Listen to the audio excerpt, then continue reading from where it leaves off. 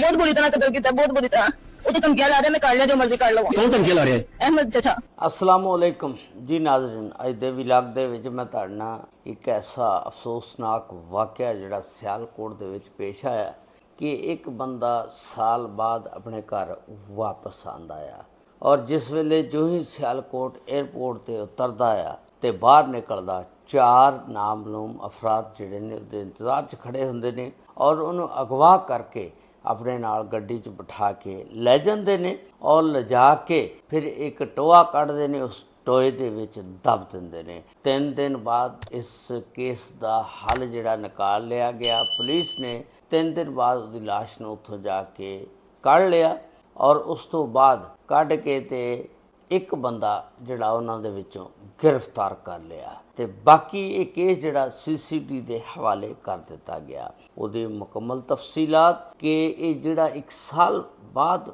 बंदा पाकिस्तान अपने रिश्तेदारां नूं भैण भरावां नूं मिलने वास्ते आंदा, उहदे नाल किहड़ी ऐसी दुश्मनी सी या कोई जायदाद दा तनाज़ा सी, अज दी सारी तफसीलात इस वीडियो दे विच मैं तुहाडे नाल शेयर करांगा। ये वाक़या जिहड़ा इस तरह है, ये बंदा जिहड़ा शेखपुरे दे इलाके नबीपुरा दा रहण वाला, ਇਹਦਾ ਇੱਕ ਭਰਾ ਦੁਬਈ ਗਏ ਆ ਔਰ ਇਹ ਜਿਹੜਾ ਨਾ ਇੱਥੇ ਸ਼ੇਖੂਪੁਰੇ ਰਹਿੰਦਾ ਸੀ ਤੇ ਇਹਦਾ ਇੱਕ ਦੋਸਤ ਸੀ ਜਿਹੜਾ ਕਤਰ ਗਿਆ ਹੋਇਆ ਸੀ। ਇਹਨੇ ਆਪਣੇ ਦੋਸਤ ਨੂੰ ਕਿਹਾ ਕਿ ਯਾਰ ਪਾਕਿਸਤਾਨ ਦੇ ਹਾਲਾਤ ਠੀਕ ਨਹੀਂ ਹੈਗੇ, ਮੈਂ ਬੇਰੁਜ਼ਗਾਰ ਹਾਂ ਤੇ ਇਸ ਤਰ੍ਹਾਂ ਕਰਕੇ ਯਾਰ ਤੇਰੀ ਮੇਰੀ ਦੋਸਤੀ ਤਾਂ ਹੀ ਆ ਜੇ ਤੂੰ ਮੈਨੂੰ ਵੀ ਕਤਰ ਬੁਲਾ ਲਵੇਂ। ਉਹ ਕਹਿਣ ਲੱਗਾ ਠੀਕ ਹੈ ਯਾਰ ਟੈਨਸ਼ਨ ਨਾ ਲੈ, ਮੈਂ ਤੇਰੇ ਵੀਜ਼ੇ ਵਾਸਤੇ ਅਪਲਾਈ ਕਰਦਾ, ਕੋਸ਼ਿਸ਼ ਕਰਦਾ ਕੋਈ ਜੇ ਵੀਜ਼ਾ ਮਿਲ ਗਿਆ ਇਨਸ਼ਾਅੱਲਾ, ਜੋ ਹੀ ਮੇਰੇ ਧੱਕੇ ਕੋਈ ਵੀਜ਼ਾ ਚੜ੍ਹਦਾ ਮੈਂ ਤੈਨੂੰ ਬੁਲਾ ਲਾਂਗਾ।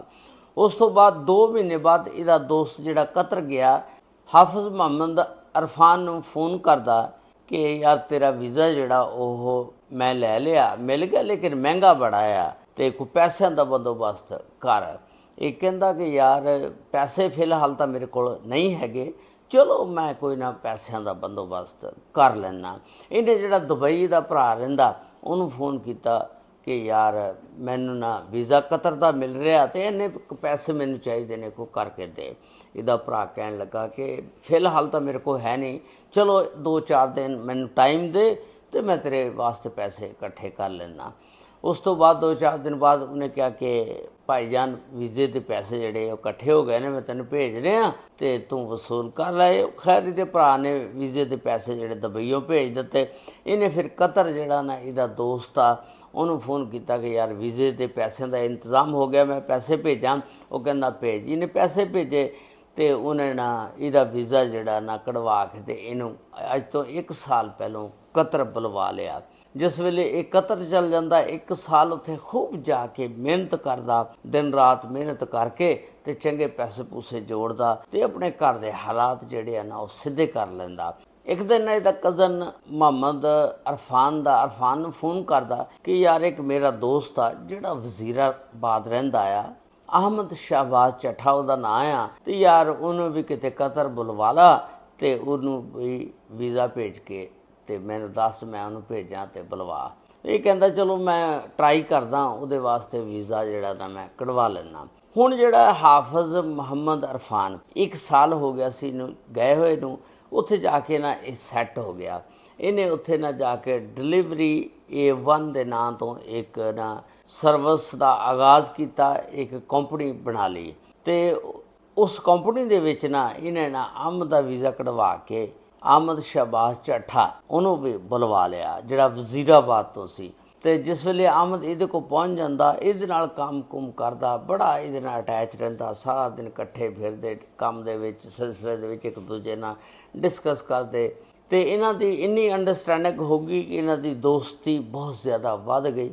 ਉਸ ਤੋਂ ਬਾਅਦ ਇਹਨਾਂ ਦਾ ਕੰਮ ਇੰਨਾ ਚੱਲ ਗਿਆ ਕਿ ਇਹਨਾਂ ਕੋਲ ਮੋਟਰਸਾਈਕਲਾਂ ਘੱਟ ਗਈਆਂ, ਕੰਮ ਜ਼ਿਆਦਾ ਹੋ ਗਿਆ, ਮੋਟਰਸਾਈਕਲਾਂ ਘੱਟ ਸੀ। ਹੁਣ ਇਹ ਅਹਿਮਦ ਤੇ ਅਰਫਾਨ ਸਲਾਹ ਕਰਦੇ ਨੇ ਕਿ ਯਾਰ ਕੀ ਕਰੀਏ, ਸਾਡੇ ਕੋਲ ਪੈਸੇ ਵੀ ਨਹੀਂ, ਮੋਟਰਸਾਈਕਲਾਂ ਕਿੱਥੋਂ ਲਈਏ ਤੇ ਲੈ ਕੇ ਕਾਰੋਬਾਰ ਨੂੰ ਅੱਗੇ ਵਧਾਈਏ। ਅਹਿਮਦ ਤੇ ਅਰਫਾਨ ਦੋਨੋਂ ਆਪਸ ਵਿੱਚ ਹੀ ਸਲਾਹ ਕਰਦੇ ਨੇ, ਚਲੋ ਮੈਂ ਵੀ ਕੋਸ਼ਿਸ਼ ਕਰਦਾ ਤੂੰ ਵੀ ਕਰ। ਹੁਣ ਅਰਫਾਨ ਨੇ ਬੜੇ ਦੋਸਤਾਂ ਕੋਲੋਂ ਟਰਾਈ ਕੀਤੀ, ਕੋਸ਼ਿਸ਼ ਕੀਤੀ, ਲੇਕਿਨ ਕਿਤੋਂ ਪੈਸੇ ਨਾ ਮਿਲੇ। ਹੁਣ ਅਹਿਮਦ ਕਹਿੰਦਾ ਕਿ ਮੈਂ ਪਾਕਿਸਤਾਨ ਦੇ ਵਿੱਚ ਆਪਣੇ ਮਾਮੂ ਨਾਲ ਗੱਲ ਕੀਤੀ ਆ ਤੇ ਉਹ ਕਹਿੰਦਾ ਕਿ ਪਾਕਿਸਤਾਨ ਭੇਜ ਦੇ ਇਹਨੂੰ ਤੇ ਆ ਕੇ ਪੈਸੇ ਲੈ ਜਾਵੇ, ਤੇ ਮੈਂ ਬੰਦੋਬਸਤ ਕਰ ਲਿਆ ਪੈਸਿਆਂ ਦਾ। ਇਹ ਅਹਿਮਦ ਜਿਹੜਾ ਆ ਨਾ ਅਰਫਾਨ ਨੂੰ ਕਹਿੰਦਾ ਕਿ ਯਾਰ ਮੈਂ ਨਾ ਇਸ ਤਰ੍ਹਾਂ ਗੱਲ ਕਰ ਲਈ ਤੇ ਤੂੰ ਇਸ ਤਰ੍ਹਾਂ ਕਰਕੇ 2 ਦਿਨ ਦੀ ਛੁੱਟੀ ਲੈ ਕੇ ਪਾਕਿਸਤਾਨ ਚੱਲ ਜਾ ਕੇ ਉੱਥੇ ਲਿਖ ਪੜ੍ਹਤ ਕਰਕੇ ਸਟਾਮ ਵਗੈਰਾ ਤੇ ਪੈਸੇ ਲੈ ਆ। ਹੁਣ ਇਹ 25 ਜੁਲਾਈ ਨੂੰ ਮੁਹੰਮਦ ਅਰਫਾਨ ਜਿਹੜਾ ਆ, ਹਾਫਿਜ਼ ਮੁਹੰਮਦ ਅਰਫਾਨ ਆਪਣੇ ਘਰ ਵਾਲਿਆਂ ਨੂੰ ਫੋਨ ਕਰਦਾ ਕਿ ਮੈਂ 2 ਦਿਨ ਵਾਸਤੇ ਪਾਕਿਸਤਾਨ ਆ ਰਿਹਾ ਔਰ ਆ ਕੇ ਤੁਹਾਨੂੰ ਮਿਲ ਕੇ ਤੇ ਵਾਪਸ ਚੱਲ ਜਾਵਾਂਗਾ। ਘਰ ਵਾਲੇ ਕਹਿੰਦੇ ਖੈਰੀਅਤ ਹੈ? ਕਹਿੰਦਾ ਨਹੀਂ, ਮੈਨੂੰ ਇੱਕ ਜ਼ਰੂਰੀ ਕੰਮ ਆ ਤੇ ਮੈਂ ਪਾਕਿਸਤਾਨ ਆ ਰਿਹਾ। ਘਰ ਵਾਲੇ ਬੜੇ ਖੁਸ਼ ਹੋ ਜਾਂਦੇ ਨੇ। ਉਸ ਤੋਂ ਬਾਅਦ ਇਹ ਜਿਹੜਾ ਆ ਮੁਹੰਮਦ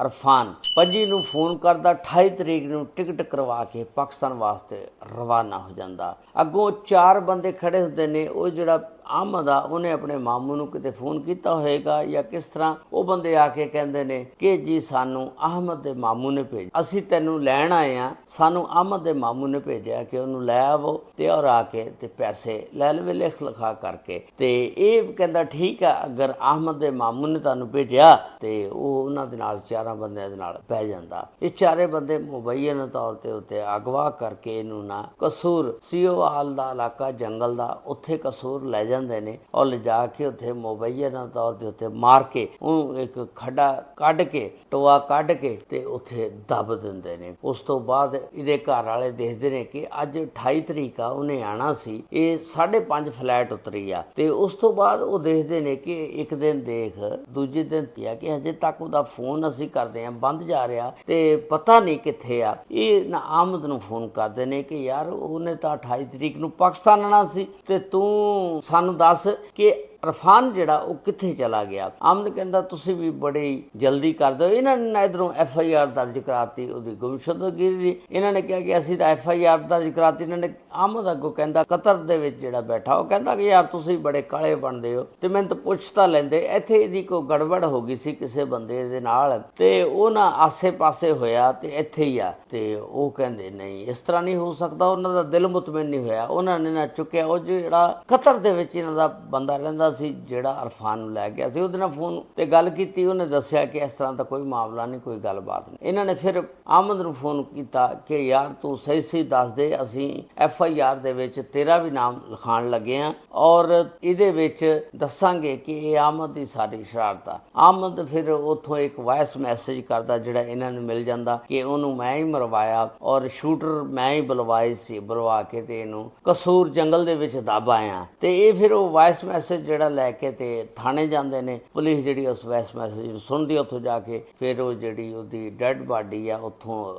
ਕੱਢ ਲੈਂਦੀ ਆ, ਕੱਢ ਕੇ ਲਿਆ ਕੇ ਤੇ ਇਸ ਤਰ੍ਹਾਂ ਫਿਰ ਉਸ ਕੇਸ ਨੂੰ ਜਿਹੜਾ ਇਹ CCTV ਦੇ ਹਵਾਲੇ ਕਰ ਦਿੱਤਾ ਜਾਂਦਾ ਔਰ ਉਹਨਾਂ 4 ਬੰਦਿਆਂ ਦੇ ਵਿੱਚੋਂ ਇੱਕ ਬੰਦਾ ਜਿਹੜਾ ਗ੍ਰਿਫਤਾਰ ਹੋ ਜਾਂਦਾ। ਤੇ ਪੁਲਿਸ ਹੁਣ ਮਜ਼ੀਦ 3 ਬੰਦਿਆਂ ਨੂੰ ਗ੍ਰਿਫਤਾਰ ਕਰਨ ਵਾਸਤੇ ਲੱਗੀ ਹੋਈ ਆ ਔਰ ਉਹ ਜਿਹੜੀ ਅਗਵਾ ਦੀ FIR ਦਰਜ ਕਰਾਈ ਸੀ ਉਹਦੀ ਮਦਈ ਬਣੀ ਸੀ ਉਹਦੀ ਸਗੀ ਭੈਣ ਅਰਫਾਨ ਦੀ, ਤੇ ਉਹ 302 ਦੇ ਵਿੱਚ ਤਬਦੀਲ ਹੋ ਗਈ। ਹੁਣ ਤੁਸੀਂ ਦੇਖੋ ਇੱਕ ਬੰਦੇ ਵਾਸਤੇ ਕਿੰਨੀ ਮਿਹਨਤ ਕਰਦਾ। ਅਰਫਾਨ ਜਿਹੜਾ ਉਹ ਅਹਿਮਦ ਨੂੰ ਲੈ ਗਿਆ, ਉਹਦਾ ਵੀਜ਼ਾ ਕਢਵਾਇਆ ਤੇ ਅਰਫਾਨ ਹੀ ਉਹਦੇ ਜੋੜਾਂ ਦੇ ਵਿੱਚ ਜਾ ਬੈਠਾ। ਅਰਫਾਨ ਨੇ ਹੀ ਉਹਦੀ ਜ਼ਿੰਦਗੀ ਦਾ ਖਾਤਮਾ ਕਰ ਦਿੱਤਾ। ਯਾਨੀ ਕਿ ਅਹਿਮਦ ਸ਼ਾਹਬਾਜ਼ ਚੱਠਾ ਜਿਹੜਾ ਵਜ਼ੀਰਾਬਾਦ ਦਾ ਰਹਿਣ ਵਾਲਾ, ਤੇ ਉਹ ਲਾਲੇ ਦੇ ਵਿੱਚ ਆ ਗਿਆ। ਉਹਨੇ ਲਾਲੇ ਦੇ ਵਿੱਚ ਆ ਕੇ ਕਿਹਾ ਕਿ ਇਹਨੂੰ ਮੈਂ ਸਾਈਡ ਤੇ ਕਰਵਾਵਾਂ ਔਰ ਇਸ ਸਾਰੀ ਕੰਪਨੀ ਦਾ ਆਪ ਮਾਲਕ ਬਣ ਜਾ। ਤੇ ਲੇਕਿਨ ਬਚਦਾ ਉਹ ਵੀ ਨਹੀਂ। ਹਕੂਮਤ ਜਿਹੜੀ ਇੰਟਰਪੋਲ ਦੇ ਜ਼ਰੀਏ ਉਹਨੂੰ ਗ੍ਰਿਫਤਾਰ ਕਰ ਲੈਗੀ। ਬੇਸ਼ੱਕ ਉਹ ਕਤਰ ਬੈਠਾ, ਲੇਕਿਨ ਫਸ ਤਾਂ ਉਹਨੇ ਵੀ ਜਾਣਾ। ਲੇਕਿਨ ਉਹ 4 ਸ਼ੂਟਰ ਜਿਹੜੇ ਸੀ ਉਹਨਾਂ 'ਚ ਇੱਕ ਫੜ ਲਿਆ, 3 ਰਹਿੰਦੇ ਨੇ। ਇਹ ਕੇਸ CCTV ਦੇ ਹਵਾਲੇ ਕਰ ਦਿੱਤਾ ਗਿਆ। ਬਸ ਉਹੀ ਹਿਸਾਬ ਆ, ਕਿਸੇ ਦੇ ਨਾਲ ਅੱਜ ਦੇ ਦੌਰ ਦੇ ਵਿੱਚ ਨੇਕੀ ਕਰਨੇ ਦਾ ਦੌਰ ਹੀ ਨਹੀਂ ਹੈਗਾ। ਤੇ ਇਸ ਦੇ ਬਾਰੇ ਦੇ ਵਿੱਚ ਤੁਸੀਂ ਆਪਣੀ ਰਾਏ ਦਾ ਇਜ਼ਹਾਰ ਜ਼ਰੂਰ ਕਰਨਾ ਔਰ ਨਾਲ ਚੈਨਲ ਨੂੰ ਸਬਸਕ੍ਰਾਈਬ, ਲਾਈਕ ਔਰ ਸ਼ੇਅਰ ਜ਼ਰੂਰ ਕਰ ਦੇਣਾ। ਅਗਰ ਇਹ ਵੀਡੀਓ Facebook ਪੇਜ ਤੇ ਦੇਖ ਰਹੇ ਹੋ